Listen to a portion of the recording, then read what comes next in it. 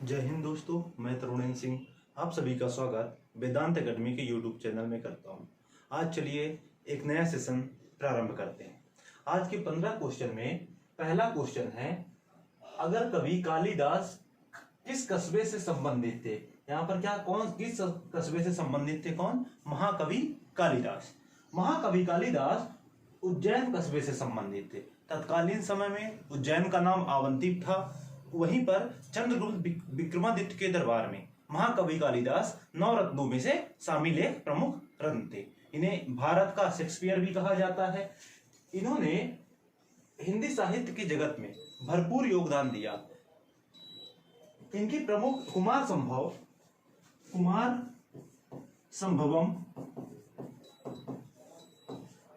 संभवम महाकवि कालिदास की प्रथम रचना थी, जिसके माध्यम से इन्होंने अपने साहित्य कला का प्रारंभ किया। इसके अलावा ऋतुसंहारम, मालविका अग्निमित्रम आदि प्रमुख रचनाएं दी। इन रचनाओं के माध्यम से हिंदी साहित्य का इन्होंने निरंतर विकास किया। तो याद रखेंगे, महाकवि कालिदास का संबंध किस क्षेत्र से था? तो उज्जैन से था, जिसका तत्कालीन समय में अवंती नाम था। साथ ही साथ विक्रमादित्य के दरबार में ये क्या थे? कवि थे। चलिए अगला प्रश्न की ओर आगे बढ़ते हैं। अगला प्रश्न है, उच्च न्यायालय के मुख्य न्यायाधीश को शपथ कौन दिलाता है? उच्च न्यायालय यानी हाई कोर्ट के मुख्य न्यायाधीश को शपथ कौन दिलाता है? तो दोस्तों आप सभी को मालूम है, उच्च न्यायालय के मुख्य न्यायाधीश को शपथ कौन दिलाता है? राज्यपाल। ठीक। अब भारतीय संविधान के अनुच्छेद 214 में 214 में उच्च न्यायालय के गठन के बारे में बताया गया है कि उच्च न्यायालय का गठन किया जाएगा, जिसमें जो अपने राज्य क्षेत्र के अंतर्गत न्याय निर्णय का काम करेगा, जो अपने राज्य क्षेत्र के अंतर्गत सबसे प्रमुख न्यायालय के रूप में काम करेगा। ठीक। इसी में इस अनुच्छेद के तहत ही उच्च न्यायालय के मुख्य न्यायाधीशों को शपथ के बारे में बताया गया, जिसकी शपथ राज्यपाल द्वारा की जाती है। साथ ही साथ 231 याद रखिएगा दोस्तों, अनुच्छेद 231 में याद रखिएगा, अनुच्छेद 231 में स्पष्ट तरीके से बताया गया कि संसद अपनी संसद विधि बनाकर एक से अधिक राज्यों के या एक से अधिक राज्य, साथ ही केंद्र शासित प्रदेशों को भी शामिल करके एक उच्च न्यायालय का गठन कर सकता है। और इस प्रकार वर्तमान में उच्च न्यायालयों की संख्या कितनी है? तो मित्रों याद रखिएगा, वर्तमान में उच्च न्यायालय की संख्या है 25। कितनी? 25 उच्च न्यायालय वर्तमान में स्थित है। इसके पहले तक 24 थे। हाल ही में 2019 में आंध्र प्रदेश उच्च न्यायालय गठन किया गया, जिसके पश्चात कितनी संख्या हो गई है? टोटल 25 संख्या योग हो गई है। इस पॉइंट को ठीक तरीके से याद रखेंगे। चलिए अगले प्रश्न की ओर आगे बढ़ते हैं। चलिए आप एक प्रश्न का आंसर कमेंट बॉक्स में दीजिए कि भारत के सुप्रीम कोर्ट का वर्णन भारतीय संविधान के किस अनुच्छेद में किया गया है। इसका आप आंसर कमेंट बॉक्स में दीजिएगा। चलिए अगले प्रश्न की ओर आगे बढ़ते हैं। अगला प्रश्न है, उमाशंकर गुडेचा और रमाकांत गुडेचा मशहूर किस क्षेत्र से है? उमाशंकर और रमाकांत दोनों ही किस क्षेत्र से संबंधित है, किस क्षेत्र में मशहूर है? तो दोनों के दोनों किस क्षेत्र से मशहूर है? दोस्तों याद रखेगा, ध्रुपद गायक से मशहूर है। ठीक है। तत्कालीन समय एक समसामयिकी का क्वेश्चन है। तत्कालीन समय में इन्हें पुरस्कृत किया गया था। इस कारण इस प्रश्न को 2017 के पेपर में, कांस्टेबल पेपर में शामिल किया गया, जिसका संबंध किससे है? ध्रुपद गायक से इनका संबंध है। इस फील्ड में गायन का काम करते हैं। चलिए अगला प्रश्न देखते हैं। भारतीय राष्ट्रीय कांग्रेस के पहले राष्ट्रपति कौन थे? किसके? भारतीय राष्ट्रीय कांग्रेस के। तो दोस्तों याद रखिएगा, भारतीय राष्ट्रीय कांग्रेस के पहले जो राष्ट्रपति थे, पहले अध्यक्ष थे, वो डब्ल्यू.सी. बनर्जी साहब थे। कौन थे? डब्ल्यू.सी. बनर्जी, जिन्हें पूर्ण रूप से विमलेश चंद्र बनर्जी के नाम से जाना जाता है। किस नाम से? विमलेश चंद्र बनर्जी। भारतीय राष्ट्रीय कांग्रेस के बारे में बात करें तो दोस्तों आप सभी को मालूम है, भारतीय राष्ट्रीय कांग्रेस की स्थापना 28 दिसंबर 1885 में की गई थी। कब? 28 दिसंबर 1885 में इसके गठन किया गया। इसके गठन के पश्चात सर्वप्रथम बंबई अधिवेशन के दौरान 1885 में ही बंबई अधिवेशन हुआ। बंबई अधिवेशन, तत्कालीन समय में मुंबई नहीं था, क्या नाम था? बंबई था। बंबई अधिवेशन के दौरान विमलेश चंद्र बनर्जी अर्थात डब्ल्यू.सी. बनर्जी ने इसमें क्या की थी? अध्यक्षता की थी। इसके पश्चात देखा जाए प्रथम अध्यक्ष कौन से? प्रथम हिंदू अध्यक्ष थे विमलेश चंद्र बनर्जी या डब्ल्यू.सी. बनर्जी। वही प्रथम पारसी अध्यक्ष, याद रखिएगा, प्रथम कौन से? पारसी अध्यक्ष, प्रथम पारसी अध्यक्ष थे अपने दादा भाई नौरोजी साहब। कौन? याद रखेगा, प्रथम पारसी अध्यक्ष दादा भाई नौरोजी। वहीं प्रथम मुस्लिम अध्यक्ष, प्रथम अगर मुस्लिम अध्यक्ष के बारे में बात करते हैं तो प्रथम मुस्लिम अध्यक्ष थे बकरुद्दीन तैयब जी। बकरुद्दीन तैयब जी प्रथम मुस्लिम अध्यक्ष थे। वहीं प्रथम अंग्रेज अध्यक्ष की बात की जाए तो जॉर्ज यूल, याद रखिएगा नाम बहुत इंपॉर्टेंट है, जॉर्ज यूल। जॉर्ज यूल जी क्या थे? प्रथम अंग्रेज अध्यक्ष थे। किसके? अपने भारतीय राष्ट्रीय कांग्रेस के तहत। भारतीय राष्ट्रीय कांग्रेस का गठन में सबसे ज्यादा योगदान ए.ओ. ह्यूम जी का माना जाता है। किनका? ए.ओ. ह्यूम जी का माना जाता है। ये इस एक समिति थी जिसमें ये अध्यक्ष के रूप में थे, प्रमुख सदस्य और अध्यक्ष दोनों ही थे। इसके अलावा दादा भाई नौरोजी साहब इसके क्या थे? एक अन्य सदस्य थे। ठीक है, आगे बात करते हैं नेक्स्ट प्रश्न की ओर। चलिए नेक्स्ट प्रश्न की ओर आगे बात करते हैं। आगे बात करें पीटी उषा का, पीटी उषा इससे किससे जुड़ी हुई है, या पीटी उषा जो है वो किस खेल से संबंधित है, किससे जुड़ी हुई है। तो आप सभी को जानकर खुशी होगी कि पीटी उषा भारतीय महिला धावक थी जो एथलेटिक्स से जुड़ी हुई है। वास्तव में दौड़ती थी, दौड़ना यानी रनिंग किस में आती है? एथलेटिक्स में आती है। तो पीटी उषा क्या थी? एथलेटिक्स दौड़ती थी। ठीक, पीटी उषा जी का एक उपनाम है। क्या है? एक उपनाम। इन्हें पायोली एक्सप्रेस के नाम से जाना जाता है। दोस्तों याद रखिएगा, विभिन्न खिलाड़ी के विभिन्न उपनामों का वर्णन किया जाता है जिससे संबंधित प्रश्न आते हैं। अर्थात इन्हें क्या बोला जाता है? पायोली एक्सप्रेस।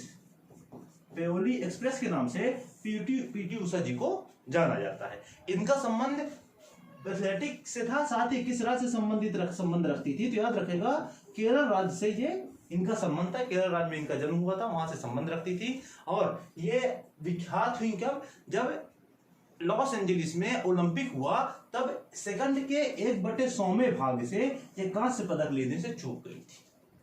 यानी तत्कालीन समय में 1 सेकंड के 1/100वें भाग से कांस्य पदक लेने में चूकी थी। परंतु ये भारत के क्षेत्र से पहली महिला थी जिन्होंने इतनी बड़ी उपलब्धि प्राप्त की थी। इस अतः इन्हें क्या बोलेंगे? पीटी उषा जी को क्या बोला गया? पायोली एक्सप्रेस बोला गया। यही आप लोग मित्रों कमेंट बॉक्स में बताइए कि फ्लाइंग सिख किसे कहा जाता है। ठीक है दोस्तों, चलिए अगले प्रश्न देखते हैं। अगले प्रश्न की ओर आगे बढ़ते हैं। किस राज्य में कोहिनूर हीरा मिला? आज तक का सबसे विख्यात हीरा कोहिनूर, जो भारत के क्षेत्र से आगे निकला और वर्तमान में विदेशों के कब्जे में है। यह भारत के किस राज्य से निकला? तो आप सभी दोस्तों को जानकर खुशी होगी, यह भारत के आंध्र प्रदेश से निकला था। आंध्र प्रदेश से इसका वहां एक खदान है गोलकुंडा खदान। कौन सी दोस्तों? गोलकुंडा खदान। गोलकुंडा खदान, ये गोलकुंडा खदान से इस हीरे को निकाला गया था। ठीक है, और इस हीरे को कोहिनूर हीरा कहा गया क्योंकि बहुत ज्यादा चमकीला था। साथ ही साथ इसे ऐसा इतिहासकार मानते हैं कि सिख राजा दलीप सिंह थे, उन्होंने इसे अंग्रेजों को दे दिया गया था, जो वर्तमान में महारानी विक्टोरिया के मुकुट में स्थित है। क्लियर है? तो याद रखिएगा दोस्तों, कोहिनूर हीरा किस राज्य से निकला है? तो कोहिनूर हीरा आंध्र प्रदेश के गोलकुंडा खदान से निकला है। चलिए अगला प्रश्न देखते हैं। सर्वोदय अवधारणा के संस्थापक कौन थे? ध्यान से पढ़िएगा, सर्वोदय अवधारणा, क्योंकि सर्वोदय अवधारणा से संबंधित प्रश्न है। सर्वोदय का मतलब समझते हैं। सर्वोदय का मतलब होता है सबका उदय, सबका उदय, सबका विकास, सबका विकास, सबका उदय, सबका विकास सर्वोदय से संबंधित मतलब होता है। और इस अवधारणा के साथ साथ अपने समाज के अंतिम पंक्ति में जो व्यक्ति हैं उनको साथ लेकर निरंतर देश का विकास करना है। इसमें सभी को उदय समान रूप से करना है, सभी को एक धारा में लाने का प्रयास करना है। यह अवधारणा महात्मा गांधी की स्वप्न धारणा थी। उनका यह सपना था कि सभी का विकास भारत देश में हो। अतः यह अवधारणा किनके द्वारा दी गई थी? तो याद रखिएगा महात्मा गांधी इनके आंसर आएंगे। सर्वोदय अवधारणा के संस्थापक कौन थे? सर्वोदय अवधारणा के संस्थापक अपने कौन थे? राष्ट्रपिता हमारे बापूजी महात्मा गांधी। इसी के साथ साथ बात करें, एक अन्य प्रश्न बनता है दोस्तों, इसमें याद रखिएगा सर्वोदय अवधारणा के स्थान पर अगर सर्वोदय योजना मान लीजिए आ जाता है। क्या? योजना। सर्वोदय योजना किसने दी? तो सर्वोदय योजना के बारे में बात करें तो 1950 में जयप्रकाश नारायण जी द्वारा सर्वोदय योजना दी गई थी।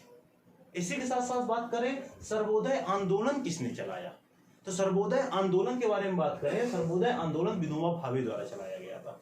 ठीक, तो याद रखिएगा सर्वोदय अवधारणा अगर प्रश्न पूछा जाता है तो महात्मा गांधी आंसर सही जाएगा। योजना पूछी जाती है सर्वोदय योजना जयप्रकाश नारायण, वहीं आंदोलन पूछा जाता है तो विनोबा भावे इनके सही आंसर होंगे। ठीक है दोस्तों, चलिए आगे अगले प्रश्न की ओर आगे बढ़ते हैं। अगला प्रश्न क्या रहेगा, अगले प्रश्न में है महेश्वर एक मंदिरों का शहर है।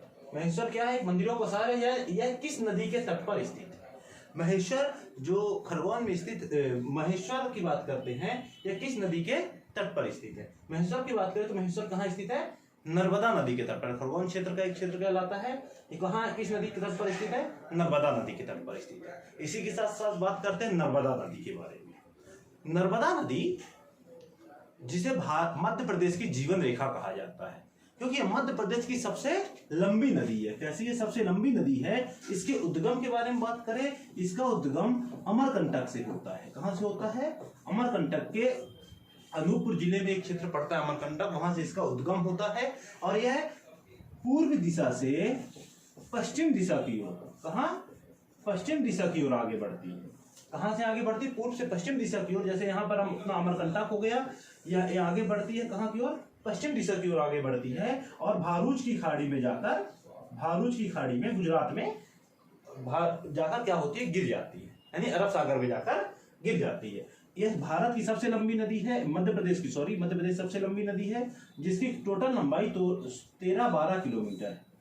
कितनी टोटल लंबाई है, 13-12 किलोमीटर टोटल लंबाई है। वहीं मध्य प्रदेश के बारे में बात करें तो 1077 किलोमीटर यह केवल मध्य प्रदेश में बहती है।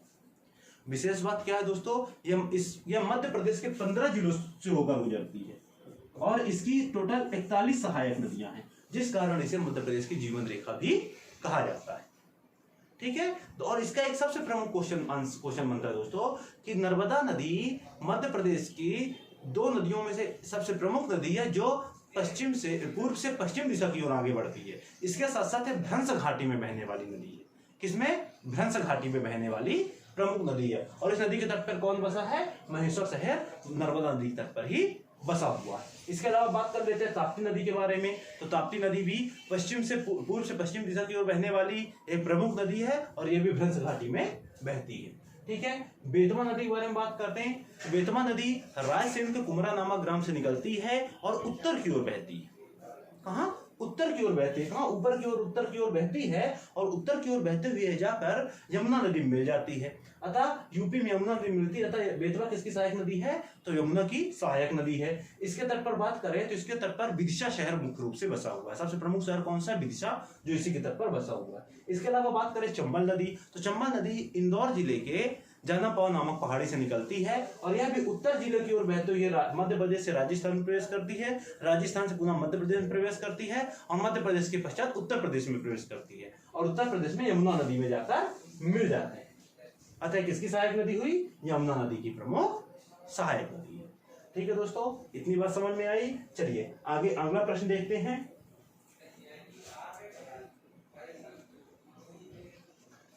निम्न में से कौन सा शहर झीलों का शहर कहा जाता है। याद रखिएगा दोस्तों, झीलों का शहर उपनाम से बहुत ज्यादा प्रश्न पूछे जाते हैं।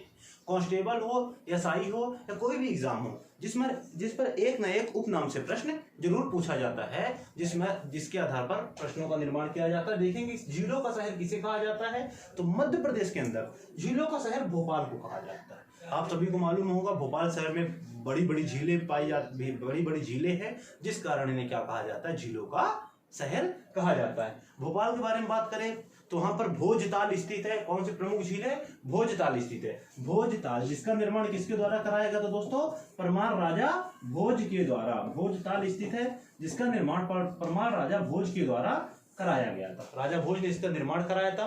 वहीं भोपाल के बारे में बात करें तो भोपाल रियासत जो थी उसका निर्माण, उसकी स्थापना किसने की थी, तो दोस्त मोहम्मद खान द्वारा इसकी स्थापना की गई थी। याद रखिएगा दोस्तों, नाम बहुत इंपॉर्टेंट है, दोस्त मोहम्मद खान, दोस्त मोहम्मद खान द्वारा इसकी क्या की थी, स्थापना की गई थी। और मुख्य रूप से भोपाल में बेगमों ने शासन किया था, जिसमें कुदसिया बेगम सबसे प्रमुख थी। कौन सी, कुदसिया बेगम सबसे प्रमुख शासक।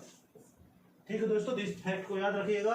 वहीं और दूसरे, ठीक है दोस्तों, तो वहीं इस प्रकार के प्रश्नों को ध्यान से अपने को याद रखना है। तो दोस्तों कमेंट बॉक्स में बताइए, झीलों का शहर विश्व में किसे कहा जाता है? विश्व की बात करें, झीलों का शहर किसे कहा जाता है? चलिए नेक्स्ट प्रश्न की ओर आगे बढ़ते हैं। श्री सिंगा जी थर्मल पावर परियोजना किस जल स्रोत से जल ग्रहण करता है ऊर्जा, किसको विद्युत उत्पादन करने के लिए? कौन सा? श्री सिंगा जी थर्मल पावर परियोजना किस जल स्रोत से जल लेता है, किसके लिए? विद्युत उत्पादन करने के लिए। तो याद रखेंगे दोस्तों, इंदिरा गांधी जलाशय से, इंदिरा गांधी जलाशय से यह जल लेता है किसके लिए? विद्युत उत्पादन करने के लिए। इसके साथ साथ बात करें दोस्तों, तो श्री सिंगा जी पावर परियोजना 2014 में आया था। कब आया था? 2014 में प्रारंभ किया गया था। 1200 मेगावाट, कितना? 1200 मेगावाट इससे क्या किया जाता है? विद्युत को उत्पादन किया जाता है। यह पानी इंदिरा जलाशय से, इंदिरा सागर जलाशय से लेता है। वहीं ये कोयला, क्योंकि कोयला तो प्रमुख ईंधन है, ईंधन के माध्यम से कोयले को गर्म करके पानी गर्म करते हैं और इससे विद्युत उत्पादित करने का काम करते हैं टरबाइन को घुमाकर। तो इसके यह कोयला सतपुड़ा से, सतपुड़ा कोयला क्षेत्र से, सतपुड़ा कोयला क्षेत्र से ये क्या करता है? कोयला लेता है और पानी इंदिरा सागर जलाशय से क्या लेता है? पानी लेता है। इसके साथ साथ बात करें मध्य प्रदेश का पहला ताप विद्युत संयंत्र, मध्य प्रदेश के पहले ताप विद्युत संयंत्र की बात करते हैं तो मध्य प्रदेश का पहला ताप विद्युत संयंत्र चांदनी ताप विद्युत संयंत्र है। कौन सा? चांदनी ताप विद्युत संयंत्र है, चांदनी ताप विद्युत संयंत्र है, जो 1953 में जिसका निर्माण किया गया। और एक कहाँ स्थित है दोस्तों? तो बुरहानपुर में स्थित है। इस बात को याद रखेंगे। पहला है चांदनी ताप विद्युत संयंत्र, 1953 में बना। कहाँ है? तो बुरहानपुर में स्थित है। वहीं बात करें पहला परमाणु आधारित विद्युत संयंत्र, जो ताप विद्युत संयंत्र हो गया। परमाणु आधारित विद्युत संयंत्र के बारे में दोस्तों अगर बात करते हैं तो परमाणु आधारित विद्युत संयंत्र कहाँ है? तो चुटका गांव मंडला में स्थित है। कहाँ? मध्य प्रदेश के मंडला जिले के चुटका क्षेत्र में क्या स्थित है? परमाणु ताप विद्युत संयंत्र स्थित है। ठीक है दोस्तों, चलिए अगले प्रश्न की ओर आगे बढ़ते हैं। इस प्रकार आप लोग एक एक करके सभी क्वेश्चन को सॉल्व करते चले, जिससे ये क्वेश्चन निरंतर रिपीट होते रहते हैं, जो आपके सिलेक्शन में बहुत ज्यादा सहायक होंगे। भारत में सबसे बड़ा मुक्त विश्वविद्यालय ओपन यूनिवर्सिटी कौन सी है? मुक्त विश्वविद्यालय या ओपन यूनिवर्सिटी, इनका उद्देश्य होता है दूरस्थ क्षेत्र में उच्च शिक्षा को बढ़ावा देना। ये उद्देश्य याद रखिएगा दोस्तों। दूरस्थ क्षेत्र, जो दूर स्थित जो लोग गांवों में निवास करते हैं उनको विद्यालय नहीं आ सकते, लेकिन उच्च शिक्षा को बढ़ावा देने हेतु ओपन यूनिवर्सिटी का निर्माण किया जाता है। और इस प्रकार भारत का सबसे बड़ा ओपन यूनिवर्सिटी इंदिरा गांधी राष्ट्रीय मुक्त विश्वविद्यालय है, जिसे शॉर्ट फॉर्म में इग्नू कहा जाता है। क्या कहते हैं दोस्तों? इग्नू। क्या बोलते हैं? इग्नू बोला जाता है। इग्नू ही भारत का सबसे बड़ा ओपन यूनिवर्सिटी है। बात करते हैं तो इसका निर्माण 1985 में किया गया था। कब इसका स्थापना की गई थी? 1985 में किया गया था। और कहाँ इसका मुख्यालय है? नई दिल्ली में इसका मुख्यालय है। इसी के साथ साथ बात करें तो मध्य प्रदेश का ओपन यूनिवर्सिटी कौन सी है? तो भोज मुक्त विश्वविद्यालय मध्य प्रदेश की ओपन यूनिवर्सिटी है, जिसकी स्थापना 1991 में की गई थी। ठीक दोस्तों, चलिए अगले प्रश्न की ओर आगे बढ़ते हैं। भारत के संविधान में मूलतः कितने अनुच्छेद है? किसकी बात की गई? आर्टिकल्स की बात की गई। मूलतः यानी जब भारतीय संविधान बना तब भारतीय संविधान में मूल रूप से कितने अनुच्छेद थे? और वर्तमान में भी है, क्रमवार रूप से उतने ही हैं। उनके सब आर्टिकल्स को बढ़ाया गया है, ABCD करके बढ़ा दिया गया है। तो जब संविधान बना तो 395 अनुच्छेद थे। यानी मूलतः कितने अनुच्छेद थे? 395। क्रमानुसार भी 395 है, लेकिन वर्तमान में 445 से ऊपर निकल चुके हैं। ठीक, तो याद रखेंगे भारतीय संविधान में मूलतः कितने अनुच्छेद थे? 395 अनुच्छेद थे। भारतीय संविधान के बारे में अगर बात करें तो 26 नवंबर 1949 को संविधान को क्या किया गया? आत्मार्पित कर दिया गया। और 26 जनवरी 1950 को इसको संपूर्ण देश में लागू कर दिया गया था। ठीक, आत्मार्पित कब किया गया? 1949 में। लागू कब किया गया? 1950 में। 26 जनवरी 1950 को लागू कर दिया गया। इसी के साथ साथ बात करें तो मूलतः अनुच्छेद कितने हैं? 395 मुख्य रूप से अनुच्छेद थे, संविधान में अनुच्छेद कितने 395 है। भाग के बारे में बात करें तो टोटल कितने भाग हैं 22 भाग है। मूलतः भी 22 थे, वर्तमान में भी कितने हैं 22 भाग है। ABCD करके इनको बढ़ाया जरूर गया लेकिन वर्तमान में मुख्य रूप से कितने हैं 22 भाग है। इसके अलावा अनुसूचियों के बारे में बात करें तो प्रारंभिक रूप में अनुसूची कितनी थी 8 थी, लेकिन वर्तमान में अनुसूची कितनी है 12। तो यह प्रश्न आता है मूलतः कितनी अनुसूचियां थी तो 8 अनुसूचियां थी, वर्तमान में कितनी अनुसूचियां हैं तो 12 अनुसूचियां हैं। विभिन्न संविधान संशोधन के माध्यम से अनुसूचियों को बढ़ाया गया, जिसमें पहले संविधान संशोधन के माध्यम से बढ़ाई गई कौन सी 9वीं अनुसूची। ठीक है दोस्तों, 52वें संविधान संशोधन के माध्यम से बढ़ाई गई 10वीं अनुसूची, दल बदल जिससे संबंधित है। वहीं 73वें संविधान संशोधन द्वारा बढ़ाई गई 11वीं अनुसूची और 74वें संविधान संशोधन द्वारा बढ़ाई गई 12वीं अनुसूची। इस प्रकार वर्तमान में टोटल 12 अनुसूचियां आ चुकी हैं। और संविधान के निर्माण के बारे में बात करें दोस्तों, 2 वर्ष 11 माह 18 दिन टोटल समय लगा था संविधान के निर्माण करने में। ठीक है दोस्तों, चलिए अगले प्रश्न की ओर आगे बढ़ते हैं। भारतीय संविधान में सबसे पहला संशोधन किस वर्ष किया गया? देखिए यही प्रश्न अभी अपन ने डिस्कस किया कि पहली अनुसूची पहले संविधान 9वीं अनुसूची पहले संविधान संशोधन के द्वारा बनाई गई। तो वही पूछा गया पहला संविधान संशोधन कब हुआ, तो 1951 में जैसे ही संविधान लागू हुआ 26 जनवरी को, उसके बाद ही हमें संशोधन करने की आवश्यकता पड़ गई। तो तब 1951 में पहला संविधान संशोधन किया गया, जिसके माध्यम से 9वीं अनुसूची जोड़ी गई थी। और इस अनुसूची में राज्य द्वारा संपत्ति के अधिग्रहण संबंधित नियमों को समावेश किया गया। किसको समावेश किया गया दोस्तों? राज्य द्वारा संपत्ति के अधिग्रहण किस प्रकार से किए जाते हैं, इनके नियमों का समावेश किया गया, जिसमें 284 अधिनियम जोड़े गए। अर्थात 284 अधिनियम के माध्यम से राज्यों का संपत्ति का समावेश किया जा सकता है। चलिए अगले प्रश्न की ओर आगे बढ़ते हैं। भारत की पहली इलेक्ट्रॉनिक मास गतिशीलता प्रणाली खालिस्तान शहर के हवाई अड्डे परिसर पर शुरू की गई। ये समसामयिकी पर आधारित प्रश्न है। तो जो भारत की पहली इलेक्ट्रॉनिक मास गतिशील प्रणाली थी, इसे नागपुर हवाई अड्डे से प्रारंभ किया गया था। चलिए समसामयिकी पर आधारित प्रश्न है। नेक्स्ट देखते हैं, नेक्स्ट प्रश्न की ओर चलते हैं। मई 2017 में केंद्रीय माध्यमिक शिक्षा बोर्ड के सचिव के रूप में किसे नियुक्त किया गया? यह भी समसामयिकी पर आधारित था। 2017 में किसे नियुक्त किया गया था? तो याद रखेंगे 2017 में अनुराग त्रिपाठी जी को केंद्रीय माध्यमिक शिक्षा बोर्ड का सचिव बनाया गया था। लेकिन वर्तमान में बात करते हैं तो वर्तमान में संजीव साहनी जी इसके क्या हैं? अध्यक्ष हैं। याद रखेंगे दोस्तों, संजीव साहनी जी क्या हैं इनके अध्यक्ष। इस प्रकार यह समसामयिकी का प्रश्न था, जो आप लोग को भी मैंने पहले ही बोला है कि आप लोग नियुक्तियों पर आधारित प्रश्न याद रखें। इस प्रकार आज का सेशन समाप्त होता है। अपन अगले सेशन में पुनः मिलेंगे। जय हिंद।